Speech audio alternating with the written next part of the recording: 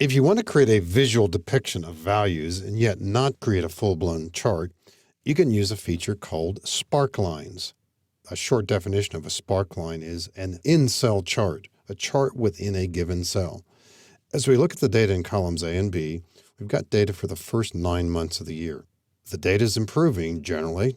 Let's show this in a single cell. Let's show what's going on here by using a sparkline. We insert a sparkline by going to the Insert tab and then choosing one of 3 options under Sparklines.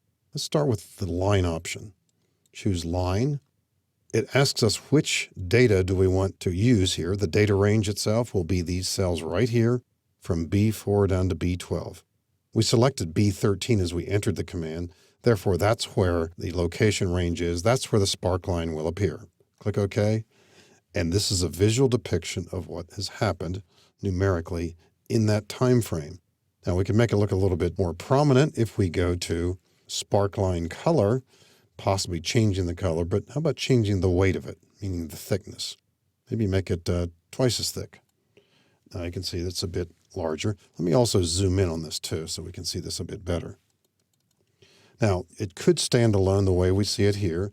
Another option you might consider using, and recognize now that when this cell is selected, we have a Design tab in the ribbon. The options to the left under Show allow us to indicate the high point, the low point, possibly all the points. We can just put in markers for all the points that way if we wish to. That's another option here. Another approach to this could have been that we might have used a different type of sparkline. So over on the left-hand side, we see type. Maybe column would have been better. Maybe, maybe not. And then we see the option there. And here too, by unchecking high point and low point, we don't see the color as much. So depending upon which option you want, I think a line or a column chart will make sense. Now, the data that we have here in columns D, let me scroll to the right a little bit so we can see this better. Columns D through P, we might want to have a sparkline for each region here. So this time we can select this data first.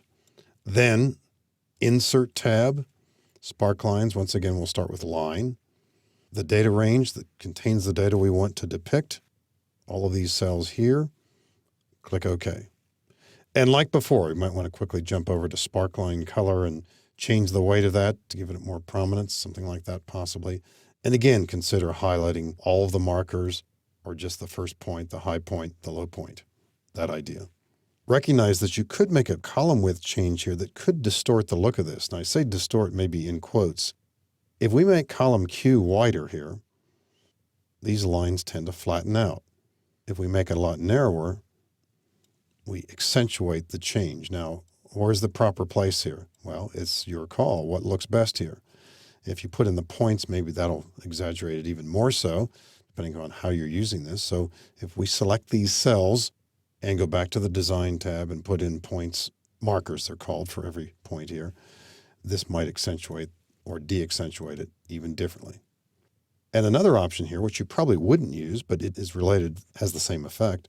What if we take the rows that these are in and make them a bit taller?